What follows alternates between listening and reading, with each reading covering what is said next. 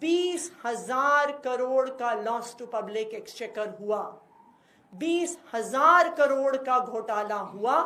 तो आज हमारी ये मांग है कि प्रधानमंत्री नरेंद्र मोदी जी पर और गौतम अडानी जी पर भी जांच की जाए। भारतीय जनता पार्टी बाबा साहब भीमराव अंबेडकर से नफरत करती है। बाबा साहब भीमराव अंबेडकर की तस्वीर मुख्यमंत्री कार्यालय से, मंत्रियों के कार्यालय से हटाकर वहां पे प्रधानमंत्री नरेंद्र मोदी जी की तस्वीर लगा दी। स्टार्ट करें।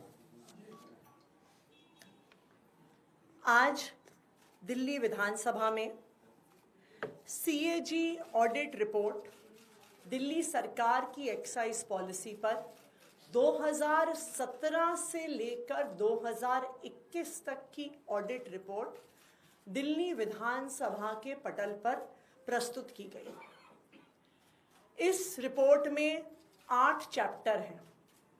उस 8 चैप्टर में से पहले 7 चैप्टर 2017 से 2021 के दौरान जो दिल्ली की ओल्ड एक्साइज पॉलिसी थी उसकी ऑडिट रिपोर्ट है।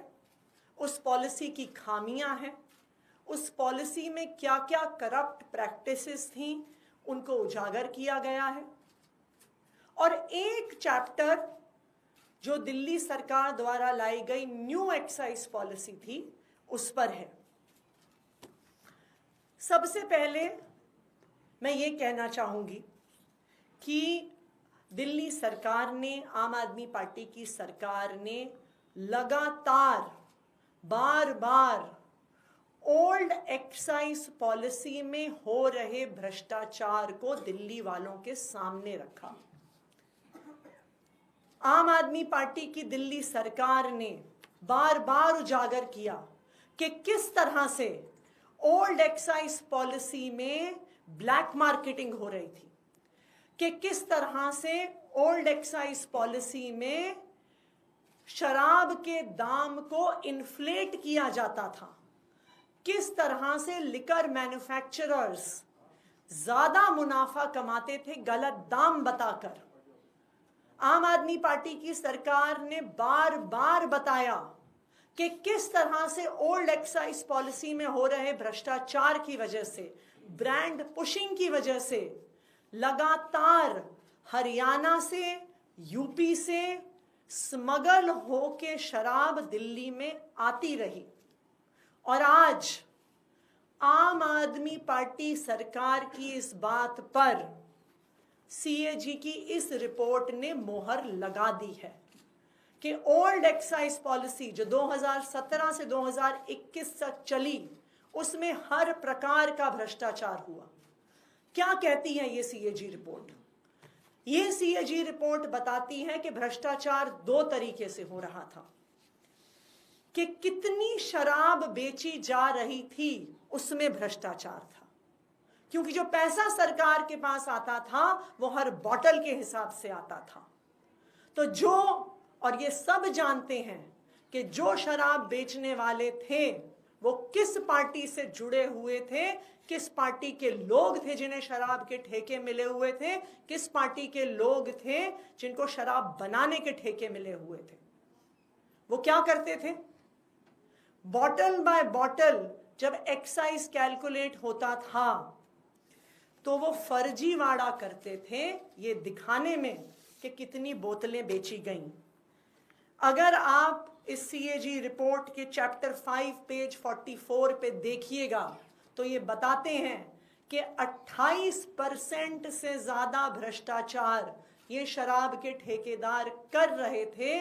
कितनी शराब बेची जा रही थी उससे 28% कम की रिपोर्टिंग हो रही थी और इन दलालों की जेब में पैसा जा रहा था। दूसरी बात, ये रिपोर्ट साफ साफ बताती है कि शराब की ब्लैक मार्केटिंग हो रही थी। सब जानते हैं कि किस पार्टी के लोगों के पास इन शराब के ठेके थे। आप इस सीएजी रिपोर्ट की पेज 59 पे देखिए तो सीएजी रिपोर्ट बार बार कह रही है कि जिनके पास शराब के ठेके थे वहां से स्मगलिंग हो रही थी, वहां से ब्लैक मार्केटिंग हो रही थी और दिल्ली सरकार को रेवेन्यू लॉस हो रहा था। ना सिर्फ इतना जो बार बार ये मुद्दा उठाया जा रहा था कि मात्र 5% प्रॉफिट था,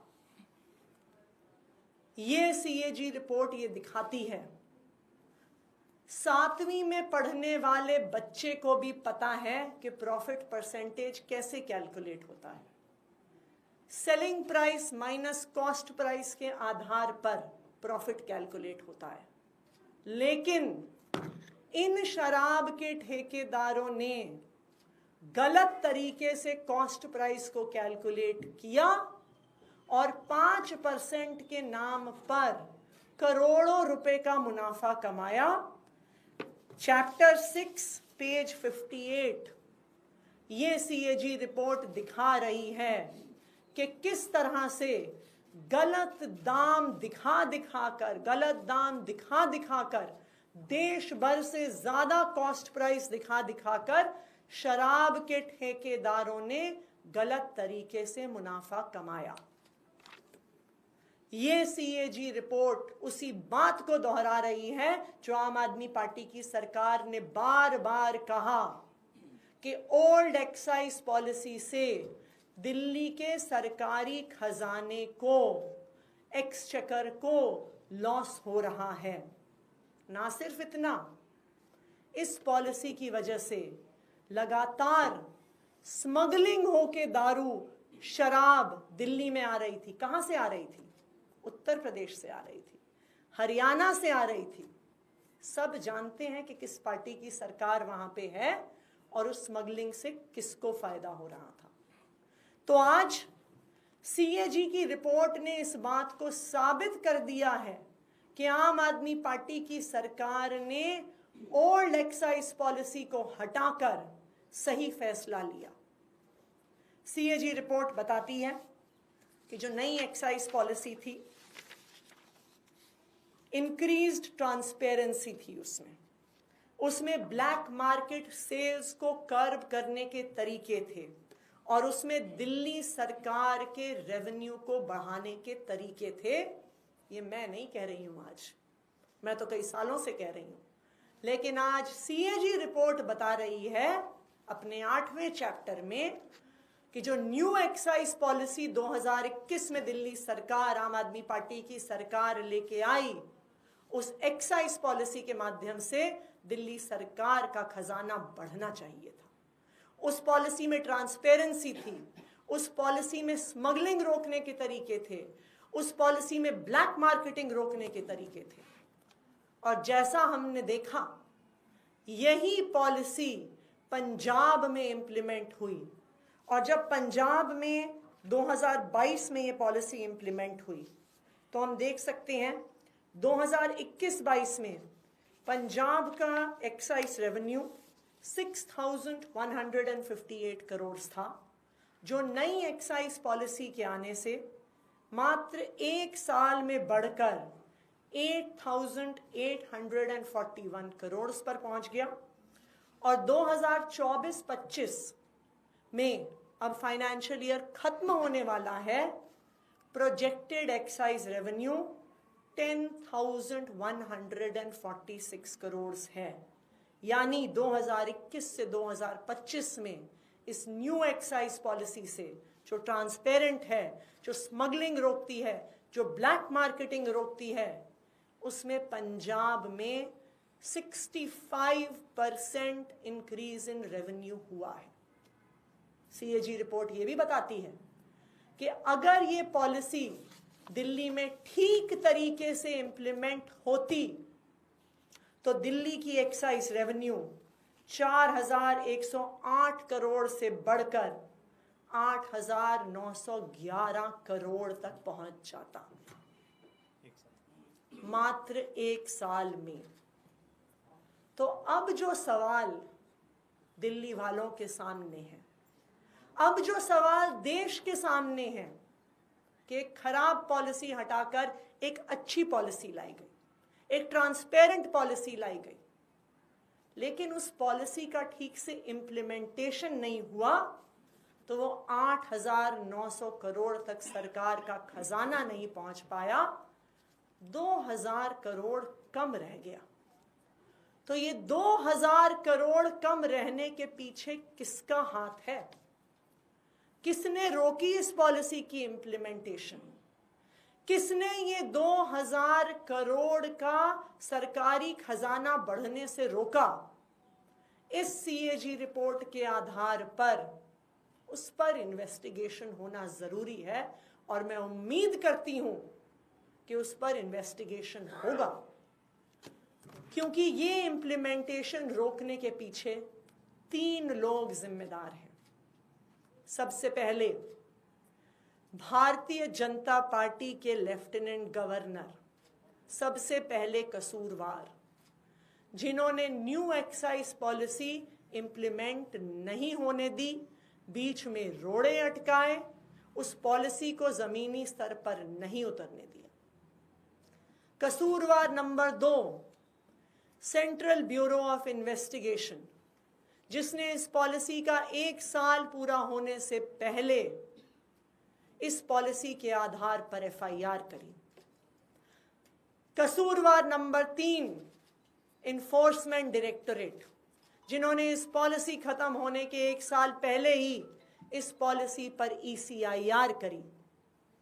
एलजी साहब की रोक टोक के बाद, सीबीआई की एफआईआर के बाद, ईडी की ईसीआईआर के बाद किसी भी अफसर की हिम्मत नहीं थी कि इस पॉलिसी पे फिर से साइन कर दें, और वो पॉलिसी जो 8,900 करोड़ रुपए प्रति वर्ष ला सकती थी, आज सीएजी की रिपोर्ट ये बता रही है कि उस पॉलिसी को ठीक से इंप्लीमेंट नहीं किया गया।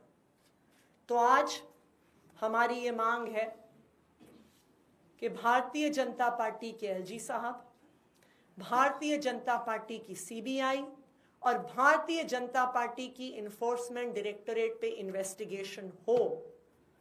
इस सीएजी रिपोर्ट के आधार पर इन्वेस्टिगेशन हो कि पता तो चले कि आखिरकार क्यों इस पॉलिसी को रोका गया, क्यों 2000 करोड़ का लॉस टू एक्सचेकर दिल्ली सरकार को करवाया गया। इस पर इन्वेस्टिगेशन होनी चाहिए और इस पर एफआईआर होनी चाहिए।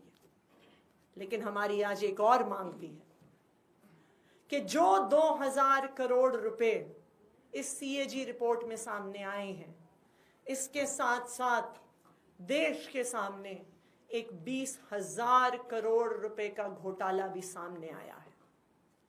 पूरे देश ने देखा कि किस तरह से जब प्रधानमंत्री नरेंद्र मोदी जी अमेरिका गए तो उनको अडानी के भ्रष्टाचार के ऊपर सवाल पूछे गए।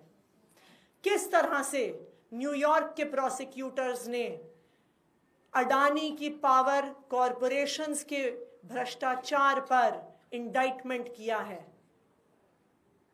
मोदी जी ने कहा कि व्यक्तिगत मामला है, लेकिन पूरा देश अब देख रहा है कि किस तरह से गौतम अडानी ने 2000 करोड़ की घूस देकर सेकी से, जो solar energy corporation of India है, सोलर एनर्जी मैन्युफैक्चरिंग के लिए उन्होंने कैसे एक कॉन्ट्रैक्ट लिया और किस तरह से महंगी बिजली बनाने का कॉन्ट्रैक्ट साइन किया गया। किस तरह से देश भर में कोई भी सरकार ये महंगी बिजली खरीदने को तैयार नहीं थी। किस तरह से ओडिशा, जम्मू कश्मीर, तमिलनाडु, छत्तीसगढ़, आंध्र प्रदेश की सरकारों को घूस देकर किस तरह अडानी जी ने कॉन्ट्रैक्ट साइन करवाए, इन सरकारों से महंगी बिजली खरीदवाई। इन सरकारों को 20,000 करोड़ का नुकसान हुआ और गौतम अडानी को 20,000 करोड़ का मुनाफा हुआ।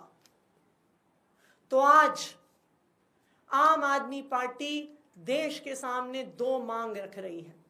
हमारी पहली मांग कि सीएजी रिपोर्ट के आधार पर भाजपा के एलजी साहब, भाजपा की सीबीआई, भाजपा की ईडी पर इन्वेस्टिगेशन हो और एफआईआर हो कि किस तरह से 2000 करोड़ का लॉस टू पब्लिक एक्सचेकर इन तीनों की वजह से हुआ।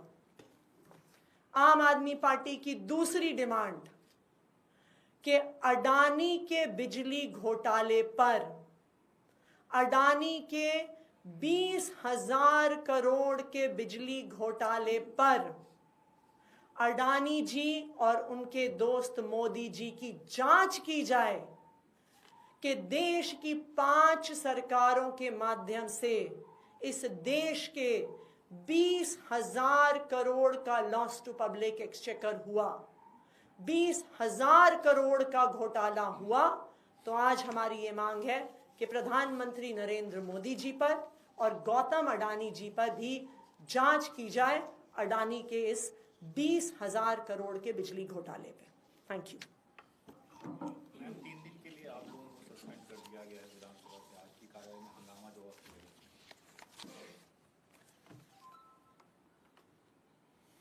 भारतीय जनता पार्टी बाबा साहब भीमराव अंबेडकर से नफरत करती है। जैसे ही वो सरकार में आए, उन्होंने सबसे पहले बाबा साहब भीमराव अंबेडकर की तस्वीर मुख्यमंत्री कार्यालय से, मंत्रियों के कार्यालय से हटाकर वहां पे प्रधानमंत्री नरेंद्र मोदी जी की तस्वीर लगा दी। क्या भारतीय जनता पार्टी ये सोचती है कि प्रधानमंत्री नरेंद्र मोदी जी बाबा साहब अंबेडकर से बड़े हैं?